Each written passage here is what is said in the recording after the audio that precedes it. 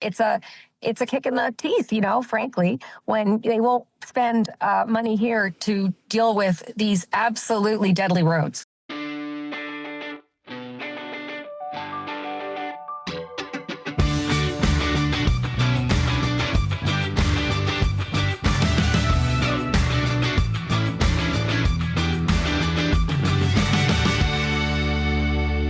Back on Closer Look with Michael Friscolanti. I'm Scott Sexsmith. On this Wednesday, the 11th day of March, people still talking about last night's episode about the Algo Center Mall in Elliott Lake. It was a very powerful episode, a big piece of history that I think a lot of people remembered, even though they don't remember all the details. Yeah. When that was back in the news, people remembered exactly what was going on because, and I think we got this across yesterday, was the whole country was watching the rescue effort on the news because they had heard that two people were trapped. They were trying for 3-4 days to get to them, and they were all hoping and praying, obviously, that someone would be pulled out alive, which tragically wasn't the case. But that's what gave it so much attention, right? I mean, I always used to think if this had collapsed in the middle of the night when nobody was there would have never been a public inquiry. Of course, 2 lives would have been saved, which would have been great. Yep. But we would have never really known the history of why that happened. No. I think a lot of people would have got off, but it happened. And the craziest thing, as you saw in the video that we showed last night, was it was a beautiful summer day. Yeah. So the irony is that this structure was hammered for 33 years by salts, road salt, slush, rain, seeping into the structure and just eating away at the steel beams and columns and the welded connections. But it was a beautiful summer day when it fell down. It was crazy. That is ironic. So many sad parts about that story. But we mentioned Jack and Elaine Quinty. They owned a restaurant. They ran a restaurant in the mall called Hungry Jack's, and they're the they're the lead plaintiffs on the class action lawsuit. And I remember there was a photo, we talked about it last night. Yes. Of these two like icicle-sized chunks of concrete that fell. And actually, David O'Connor sent me an email last night with the photos. We're going to show them if you're watching the video and not listening. You can see them. These fell down 13 months before the mall collapsed. And as we know in the public inquiry, they went to the city, they went to the owners, and nothing was done about it. Great. Well, when you sent them to me last night, I responded to you and said, "Oh my God, that would kill you." Yeah, like if that hit you on the head. Yeah, like if you were cooking in the stove and that fell on your head, it would have been. And again, and the other crazy, that fell overnight. They showed up to work. She did, and her coworkers, and it was on the ground, right? So just so many warning signs, and just rereading the inquiry report just talked about that. But there'll be more to come on this. We are gonna talk more about this because the hearing date is set for April 10th, and as you asked David last night as well, there's still a process to go. If this settlement's approved, there's still going to be months of an independent adjudicator looking at the claims and then finally. It's going to be a while before the check actually comes in the mail. Yeah. But it will be quite a day. It'll be probably like 15 years after the collapse by the time that happens. It's crazy. Okay, today on the program, we're hitting the road, literally. Yes. I mean, not you and I, but yes. This is a fun idea. I like this idea. So obviously the NDP is pushing for more attention on northern highways, northern highway safety improvements. And, we live in the north, and it is an issue we care about. But as we've talked about on the show as well, there's a huge economic reason why that corridor between, Toronto and heading into Manitoba, all the way up past Thunder Bay into Manitoba, it's a huge economic pipeline.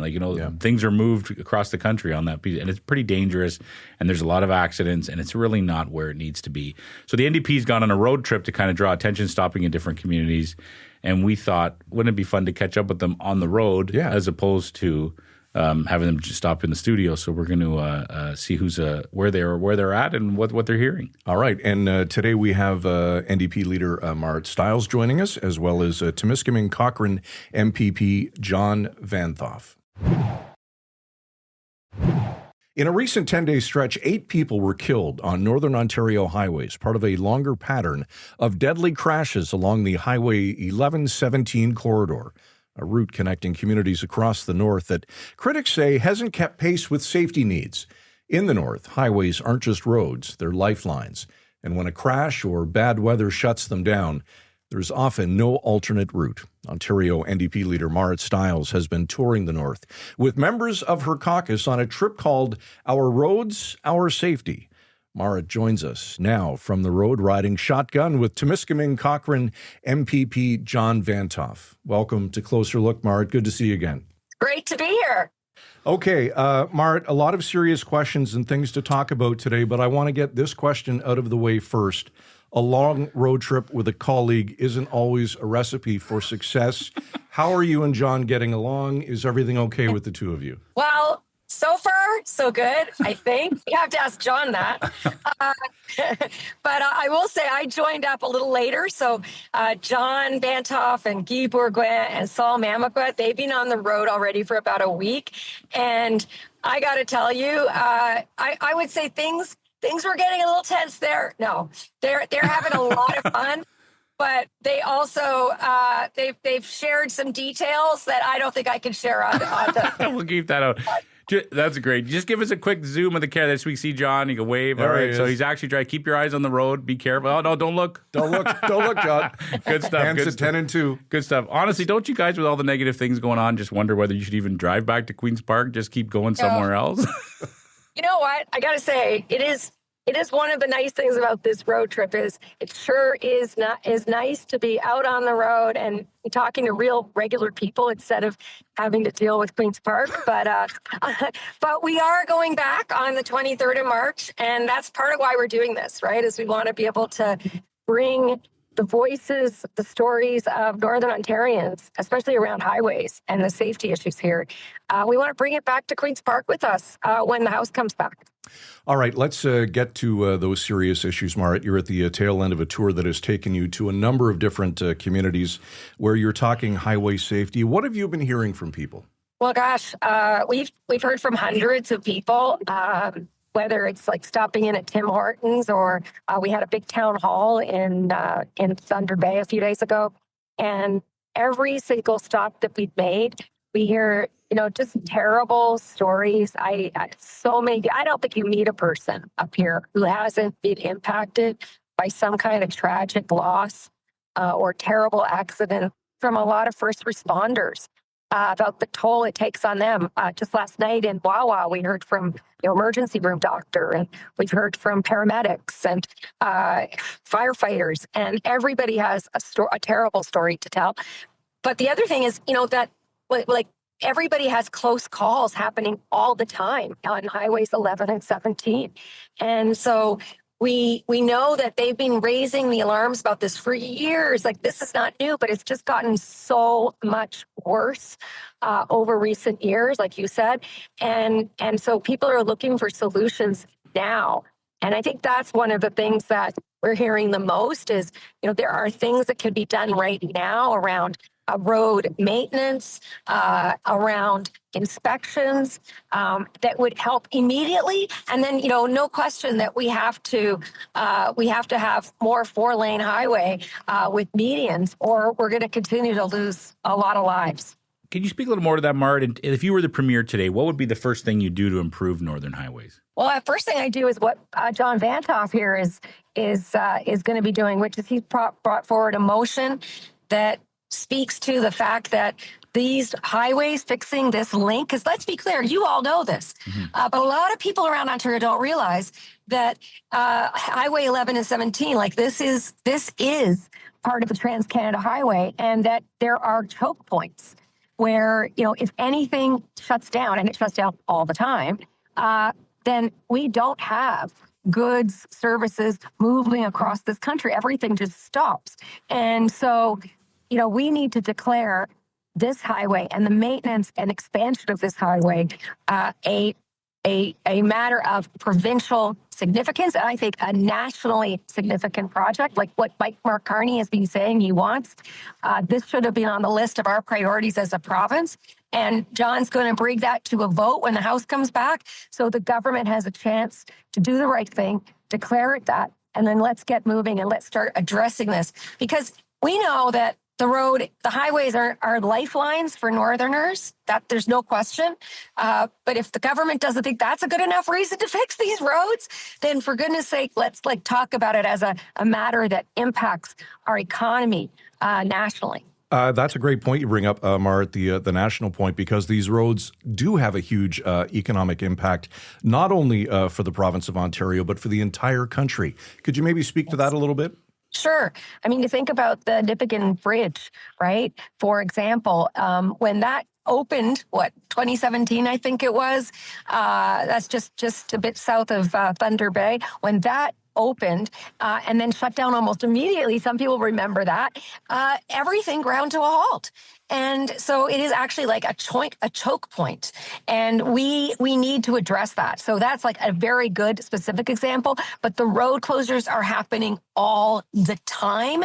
And that is, every time a road closes, everything stops. So not only are people not able to get to work, to hospitals or healthcare, to appointments, to school, but they're also goods are not moving through that corridor. And like, let's be honest, a big part of the reason why we are seeing so many closures, so many issues is down to road maintenance. And I would argue the privatization of road maintenance by, road services by the previous Liberal and Conservative governments, but also the sheer number of trucks that are driving these highways is through the roof. Mm-hmm. And so while we want to see that moving, it is a real safety issue, and we're seeing some really horrendous collisions, a lot of loss of life, as you all know too well here. Yeah, it seems like there's a headline every day about it. It's tragic. We see some of the families that have been impacted, and like you said, you've met a lot of them on this tour. How many people have brought up the 401 tour in or the 401 tunnel in Northern Ontario? I think that comes up at least once a day, many times a day. It's like, I think the reason that people talk about that is that was a project that Doug Ford listed as one of his nation-building priorities that he gave to Mark Carney, which is just ridiculous. And also speaks to the fact that, they're treating Northern Ontario like a second-class citizen. Like Northern Ontarians are taken for granted by this government. I feel very strongly about that, and I know our Northern MPPs feel that way. And look, I should be clear.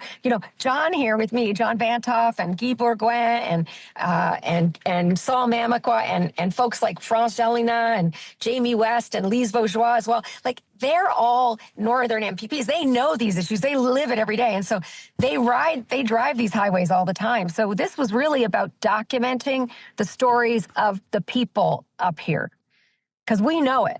But we need to take those stories and we need to share them with the Premier, with people in Southern Ontario. Because I think the other reason why Doug Ford is so obsessed with that tunnel is that when he talks about it, he has 1 million people sitting in congestion on the 401 listening. Mm-hmm.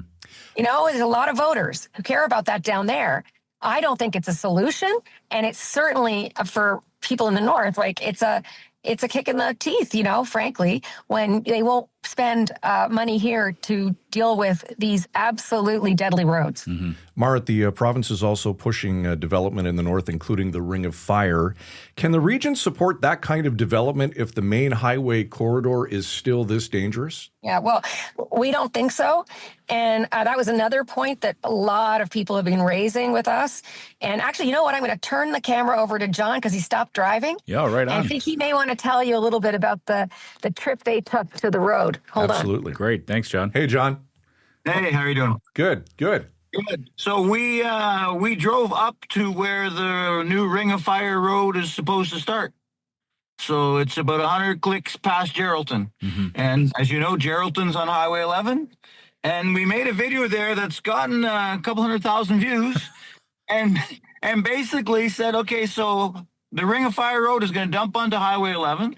And Highway 11, I believe, was closed last year in 2024, 363 times. Wow. And or they could take Highway 17, and I think it was closed, I'm going off memory, 886 times in 2024. Gosh. So, and we've heard from mine owners that they're having to shut down their operations because we can't keep those highways open and safe. Great. So, you know what? Before we really can talk about the Ring of Fire, how about it we make sure the highway is safe for the businesses and the people now, the people who live here now. Thanks, John. I can see you guys have stopped. I think you're stopping in Sault Ste. Marie for a little scrum. We'll let you go in a second. John, while we have you on the call, too, now that you've stopped. Sorry, Marit. No, it's okay. I love this. This is the best kind of road trip conversation. What story sticks out the most for you, John, on this tour that when you've been talking to so many people? Is there a story or two that stick out for you? So actually, one from my own riding and one, but one that stuck out the most, that was the hardest. We interviewed someone in Kekabeka Falls, Nathan, who lost his wife on January 29th. in a highway accident. She had a head-on with a transport. It wasn't the transport's fault, and it wasn't her fault. They did everything right, but she hit ice, and yeah, that was so tough. And what moved me, they were have a very strong community there, and they held a procession, and they closed the highway, and to take her ashes home to her home, they closed the highway, and that struck a chord. I think that was really, really tough. Absolutely. When you get back to Queen's Park after this tour and the ledge resumes sitting, what's the message you want the government to hear loudest from the north? And either one of you can take that question. One thing that when we talk to the mayors, it's not that the solutions aren't there. We've all, there's been studies and task forces, all with great solutions. The message we want the government to hear is, let's just get it done. We've been promised enough times. We've been, and start with the things you can do right away. Change highway maintenance. Highway maintenance is not working. The section of highway, the 11th section of highway, there's like 200 and some kilometers where there's no place for a truck to pull over. And you wonder why truckers fall asleep and cause head-ons, right? Like, there's so many things we could do right away. Yeah. And we have to actually go ahead and change Highway 11 and 17 so they are no longer the weak link in the Trans-Canada system. We're supposed to be the most powerful province, and yet somehow Manitoba can have 4-lane highways across their province, and Quebec can have it, New Brunswick can have it, and for some reason Ontario can't do it. I don't buy that. We need to develop. Whoever's in government has to have the political will to actually get that done. Thank you, John. Marit, last question. I know you have to run, but I do want to ask you about the school trustees because I think it's on the agenda today. Doug Ford and Paul Calandra having a press conference. I don't exactly know what they're saying at this point, but lots of worry among school boards across the province about trustees being cut for good. What are you hearing, and what's your response to all this chatter? Yeah, well, we've been worried this was coming. I don't know what they're going to announce today, but I know a lot of people that I'm talking to are really afraid that they're going to dissolve school boards altogether. And I want to be really clear about what that looks like then, because I think for Northerners particularly, or anybody really in like rural or small town Ontario, you got to think, do you want your schools to be run by some consultant in Toronto? Because that's what's going to happen if they do that. And I have seen already the results of some of these boards being taken over by these consultants who don't know anything about education and don't know anything or have any connection to those communities. And it is not good. And I think it's going to be bad for our kids and bad for our communities. Already we know our kids are not getting the supports they need in schools. So I think it's going to affect northern communities in a really different way than some other places. And I'm very concerned about it. And I think people should be very worried about what this means. Because Doug Ford and his government, I don't think they're really all that interested. They've shown that. They're not all that interested in the issues that people face up here. So I'm very concerned about it. I think there's a good reason to have like local voices at the table to stand up for our communities and be a good connect for parents too. So I'm worried about it. We'll see what they come up with. But I know that people here are also telling me that they're really worried about that. All right, from the road today, there's Timiskaming-Cochrane MPP John Vanthof is there, NDP leader Marit Stiles, and shout out to Astrid in the backseat who quarterbacked this whole thing. Good to see you all, and safe travels the rest of the way. Thanks a lot. Take care. We know they're just pulling into Sault Ste. Marie. Wait till they see the potholes. Yeah, that's a whole other story. Good grief. Yeah, we're going to get some emails about that. Good chat, though, and certainly some more than valid points. It was a great chat. Just for everybody who's wondering, too, we've invited Doug Ford on the show all the time. He's has an open invitation, the premier, to jump on the show. We love this idea because they're on the road. We catch up with them on the road trip. Yeah. we'll catch up with the Conservative road trip too, or anywhere else you want to talk. If you want to jump on the show, the invitation is open to Doug Ford and all his cabinet members. And I want to be clear, we have repeatedly asked the Premier's office for the Premier to come on the program. For sure. To no avail to date. And he's a busy man for sure, but the invitation's open. Even if, and you see now we can do it from the car. So if you're driving and you want to jump on your phone, absolutely, we're here. He's got a driver? I'm sure he does. I'm sure he's got at least one. I hope so.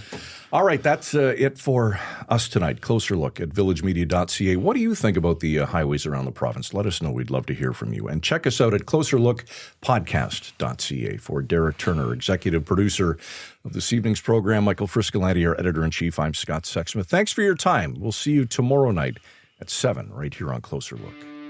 Frisco and Scott's Wardrobe provided in part by Moores, Sault Ste. Marie.